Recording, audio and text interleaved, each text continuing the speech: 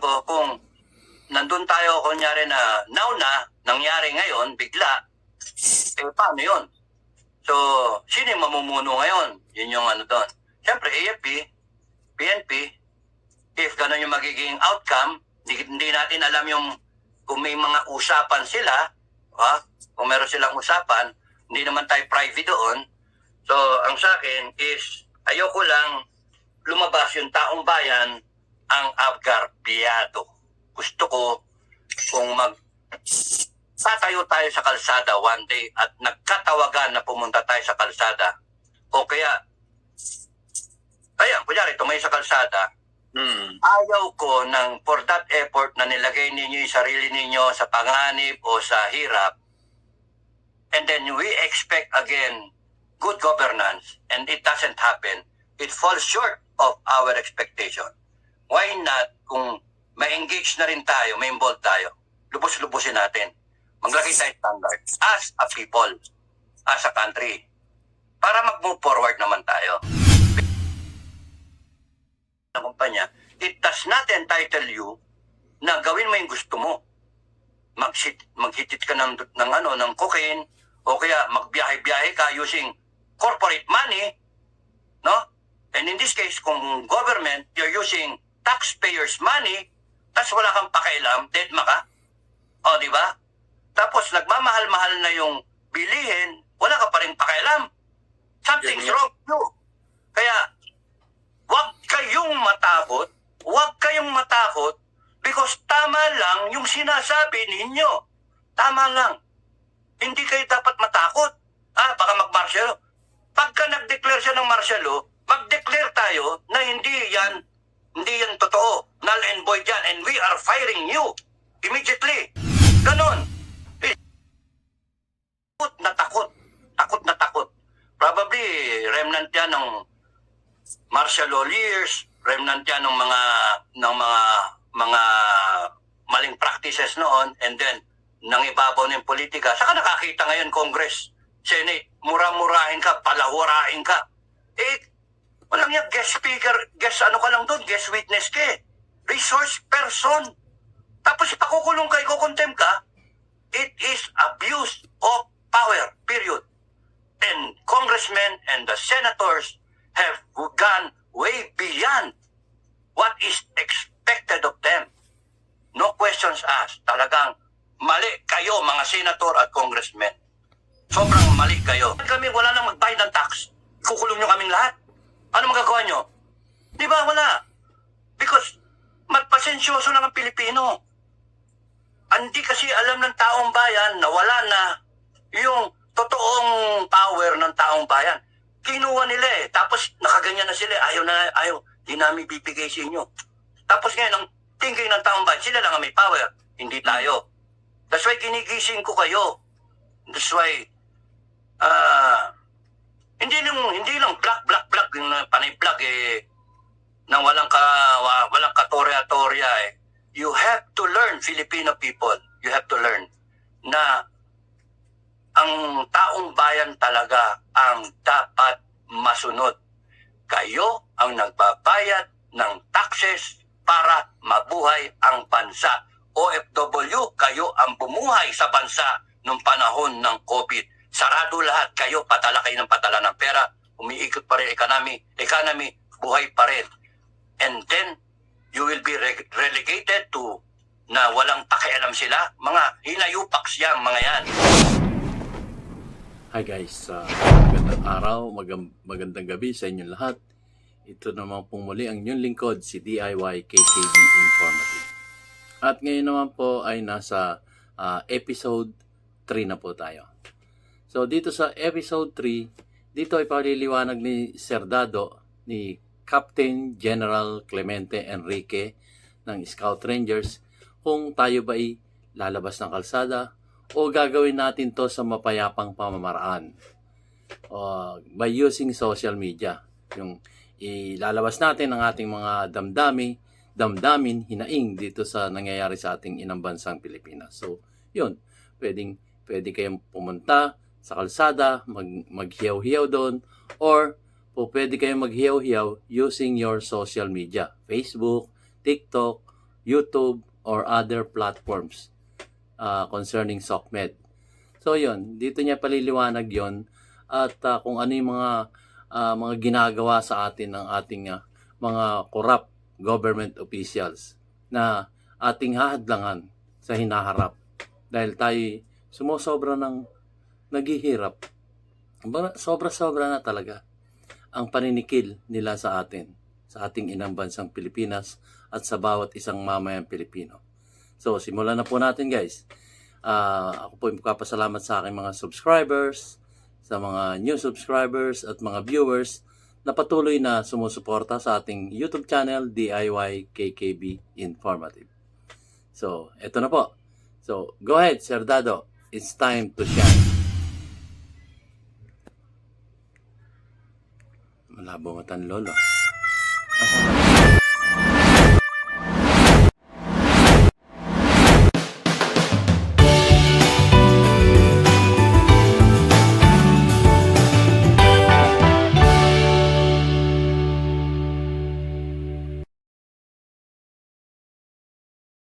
Magkaka-tie up lahat eh. All you have to do is be imaginative enough. Isipin mo yung problema simula noon hanggang ngayon. Ano ba? Kaya nga sinasabi ko yung puno ng politika yung problema, nakaugat yung korupsyon. Kaya pagka tinigpos mo yung puno, hinukay mo yung gat o nilagyan mo ng death penalty yung korupsyon, ang laking step forward ng Pilipinas. Ang laki. Hindi tayo basta-basta ano. Now, kung 100 days yun, and meron ka pang 99 days na mga issues na pinag-uusapan nila, sila mag-solve, basta nilagay natin dito, i-collate lang natin kung ano yung sinasabi ninyo, gagawa ng listahan, and then from there, yun ibigay natin sa kanila. Kung pumunta tayo sa option 6. Pero pagka nag-option 3 tayo, bigyan natin kay BP. Pero yung kay BP, excuse me, ano yun eh? Yung sinasabi ng timing. Lakpas June 30 yun, di ba? Ang sa akin, kung ang pinag-iisipan ko, kung nandun tayo, kunyari na now na, nangyari ngayon, bigla, paano yun? So, sino yung mamumuno ngayon? Yun yung ano doon. Siyempre, AFP, PNP, if gano'n yung magiging outcome, hindi natin alam yung kung may mga usapan sila, kung meron silang usapan, hindi naman tayo private doon. So, ang sa akin is, ayoko lang lumabas yung taong bayan ang agarbyado. Gusto ko kung tatayo tayo sa kalsada one day at nagkatawagan na pumunta tayo sa kalsada. O kaya, ayan, kunyari, tumayo sa kalsada, ayaw ko ng for that effort na nilagay ninyo yung sarili ninyo sa panganib o sa hirap, and then we expect again good governance, and it doesn't happen. It falls short of our expectation.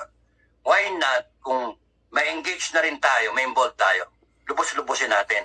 Maglagay tayo standard as a people, as a country, para mag-move forward naman tayo. Because kung sino man yung papalit, kung sino man, meron siyang susundin na template. Kasi nagsalita tayo eh. Sino ba maglalagay dun sa mga politiko? Di ba tayo?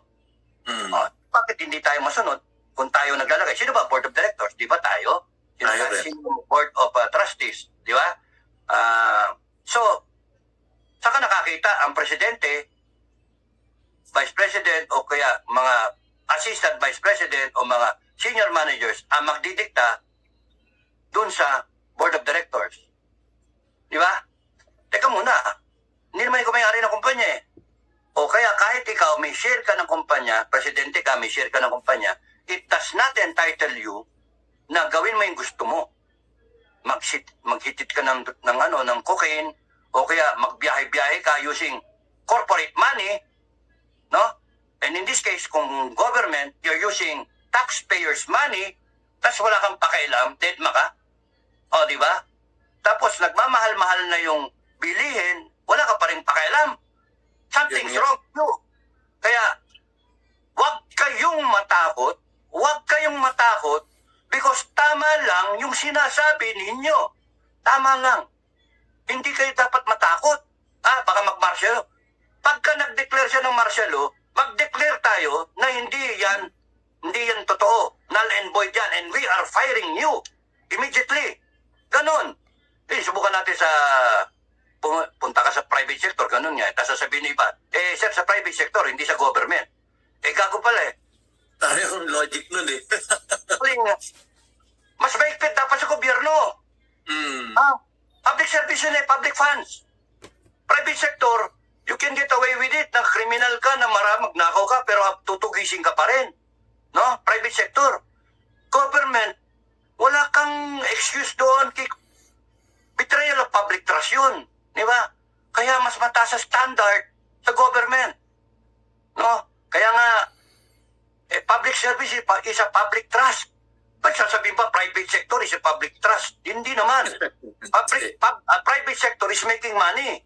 Hindi yung sarili mong bulsa pupunuin mo. Hindi. You're being paid by the company to make money for the company. The moment you steal money from the company, you are a criminal. Pwede kang kasuhan. Pero sa government sector, pagka ikaw nagnakaw, binabiolate, criminal ka na, at the same time, you're violating public trust. Sipain ka talaga eh.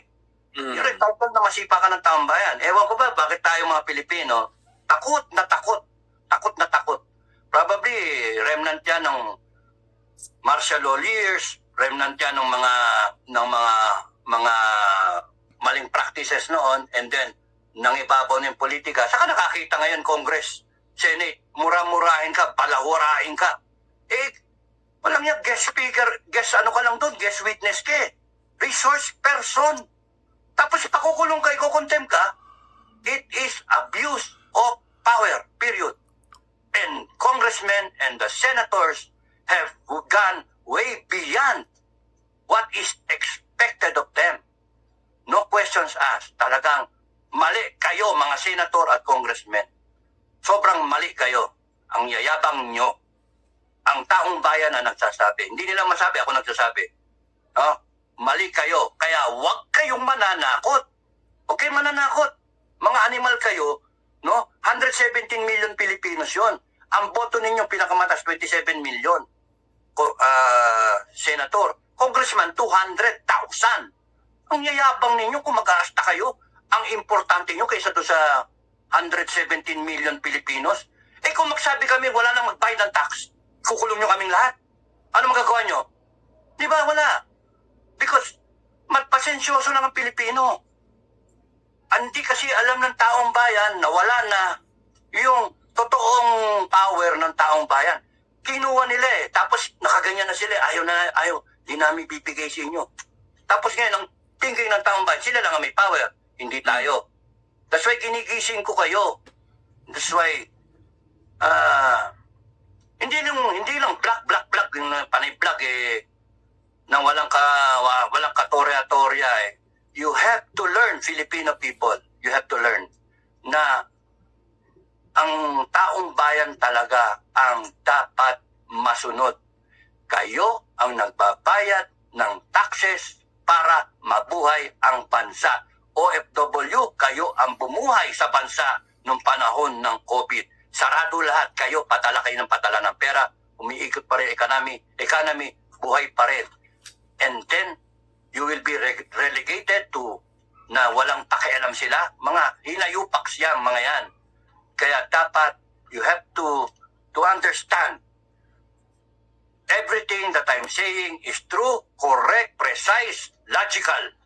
Kayo ang dapat masunod.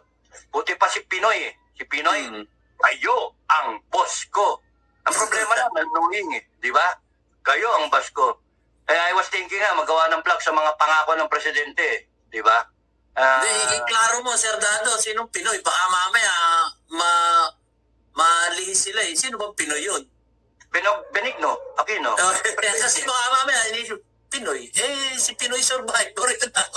Baka maano sila, malihis sila ng definition doon sa Pinoy. Kung Pinoy na si Penoy, Noy-Noying, Yan. Oo.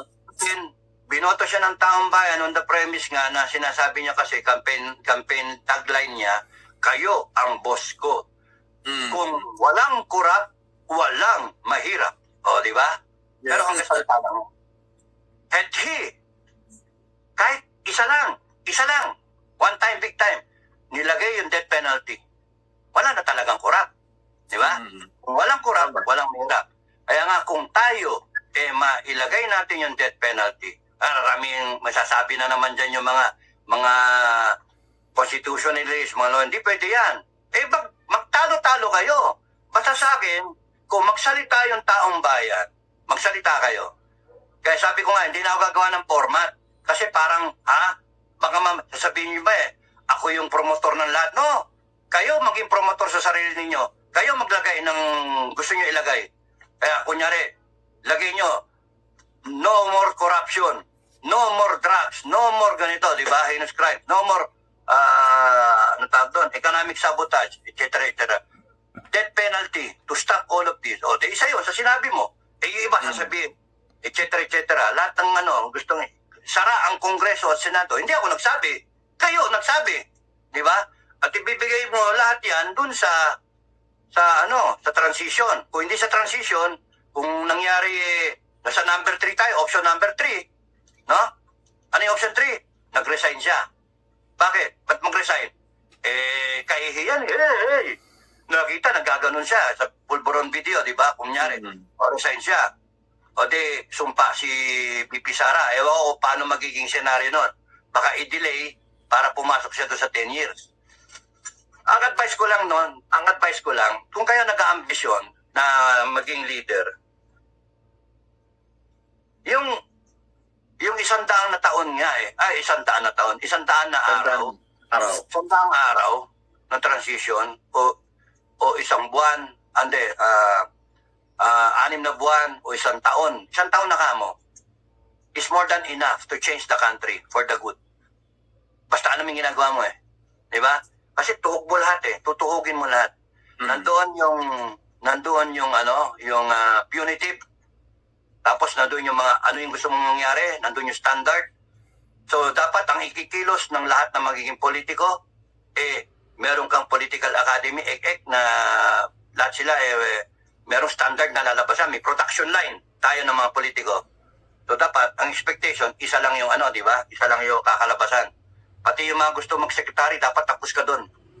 O di, hindi ka pwedeng basta-basta maging secretary kasi bayad utang, nangumpanya ka, o nagbigay ka ng ek na o kaya yung oligarch. Hindi, mag-undergo ka doon para malaman kung talaga may utak ka, kung mataas yung score mo o hindi. At siguro yung mga committee na tawag doon, yung sasala, makita. Hindi, may score. Score nito, 90. O number 1 siya na klase niya. O di, highly recommended. Pero kung, pasang-awa ito, go. Siya yung pinakamababa, siya yung pinakabobo. O di, may sumabay sa kanya. O di, pataas na silang marka. So, ang tinitignan is yung credibility ng tao, yung potential ng tao. Di ba? And anyway, kung mataas yung standard nung academy na yon, political academy, there might be a better name to call it. Pero right now, we're talking about it. Yun yung para maintindihan ng tao. Political academy, para may standard tayo ng politiko. Kaya never again na matinig mo ang isang tamba. Never again matinig mo ang isa na you are lying. Sabihan si Lorraine Badoy, di ba? Lorraine Badoy. Okay, si Ka Eric. Yung ganun ba? Turutuin ka ganyan. You shouldn't, as a public servant, do that. Dapat ako masunod, pagka nakita ko nagtuturon, excuse me, pag nakita ko nagtuturon na papuputol ko daliri. Nagtuturuin ka sa harap ng TV ng mga politiko natin. Ano ba yun? Yayabang Mali Dapat sila, may we remind you, ma'am o sir, that you are under oath. No, yung ganun ba? Yung matumanay. Magalang. Oo, may galang. Hindi yung, ang yayabang kasi nila.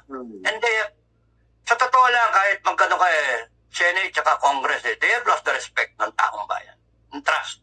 Isipin mo yung Resolution 10 hanggang ngayon, wala Wala pa rin. And then, ang problema sa iba nating kababayan, iboboto pa. Iboboto pa itong mga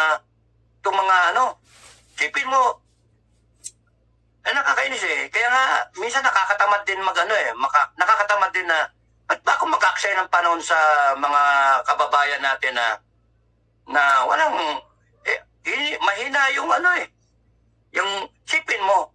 Magsalita lang ng konting matamis na salita na kakampi doon kay Duterte, okay na. Papatawaran. Kakalimut, forgive and forget yung yung issue na resolution. Madaling magpatawad ng Pilipino. Isipin mo, kunyari, 10 million na lang kamo. Easy. Yung liquidation by Certification. certification. O sige, 10 times 12. 12 months. 120 million. O kalahati na lang. 60 million. 6 na taon. 360 million. Pare, kikitain ba natin yon? Kikitain mo ba yon? Hindi. Kahit nga 1 million naman, 12 million times 6, 72 million yon. 6 years. Sa pagiging senator, kikitain ba yan ng ordinaryong Pilipino? Hindi. Pero yung pera nilang kinukuha galing sa ipon ninyong taxes na 30% ng inyong kinikita, pati sapat. Sipin mo, 30% ng lahat ng kitain mo, you have to declare, otherwise kulong ka. Ba't itong mga magnanakaw na, ay nako, sistema natin. Kaya nga we have to state it, we have to say it na enough is enough. Tama na. Ngayon, ayaw ninyo, pahala kayo sa Pilipinas. Ako, matanda na ako. Pwede na akong, pwede na akong manahimik. Okay lang sa akin. Tapos iba sasabihin, Sir, takbo ka. Takbo ka, Senator. Takbo kang Congress. No, I will not. I will not. Kasi parang you're putting me in a lion's den. Inoobliga nyo ko na tumayo doon para sa inyo. Kayo ayaw nyo tumayo. Ayaw ninyong magsalita. Nakakainis. Magsalita kayo. Makita kayo ng, hindi lang ako. Makita kayo ng armed forces ninyo at ng PNP ninyo at ng buong mundo, lahat ng Pilipino, so that lumakas din yung loob ng kapwa Pilipino ninyo. If you are running in the 60 million na nagsasalita, and then you will be able to effect change. Why kalsada? Kalimutan nyo muna yung kalsada. Hindi pa kinakailangan kalsada. Ang kailangan muna, gamitin nyo yung technology, hindi pa ako techi gamitin ninyo yung social media para lahat magsalita. Kayong mga marunong, videohan ninyo yung mga tao sa probinsya. Ito, kaya kayo, as a group, kayo magkakaibigan, as a family, reunion, and then, lahat kami, no more corruption. Tama na, tapusin na natin to. Let's move forward, Philippines. Lahat ng gusto nyo sabihin nyo. Hindi ako magsabi. Because I am feeding you what to say. This time, it should be different. Kayo ang tumayo at sabihin nyo yung gusto nyong mangyari. Kung gusto nyo ng death penalty, sabihin nyo. Kung ayaw nyo ng death penalty, sabihin nyo. Kung gusto nyo si BBM matapos yung term niya, sabihin nyo. And because it's a free country, makita natin ano pa talaga. So that yung action, kung meron man, doon magbabase sa taong bayan. Majority wins. Diba? Kaya kung kunyari, makita natin lahat na, ang daming Pilipino talagang galit na galit, isara Senado. Meron nga akong nabasang comment, Sir Dado yung sinasabi nilang, may pagkakataon na, may chance na. Ito, nasa comment. And guys, so puputulin muna natin dito ang segment 3. So guys, ang bottom line lang nito ay sinasabi ni Sir Dado na pinagkumpara niya yung nasa kalsada kayo o gagamitin nyo ang social media para ihayag yung inyong mga sentimiento patungkol dito sa nangyayari sa ating inang bansang Pilipinas. Pwede naman natin gamitin ang social media kung talagang gusto nyong ipahayag yung kanyang totoong nagiging damdamin sa nangyayari sa ating inang bansang Pilipinas. So sabi nga niya, hindi pa sa ngayon. Yung mga kalsada na yan, yung mga protesta na yan, hindi pa po. Kumbaga, isipin natin ang inyong mga sarili-sarili dahil baka mapahamak lang kayo sa kalsada. Pwede naman kayong gumamit ng social media dahil na dito ang freedom of speech, freedom of expression na sasabihin natin sa pamamagitan ng mga iba't ibang platform ng SOCMED. So, isusunod na po natin yung episode 4. So, ito po, episode 3.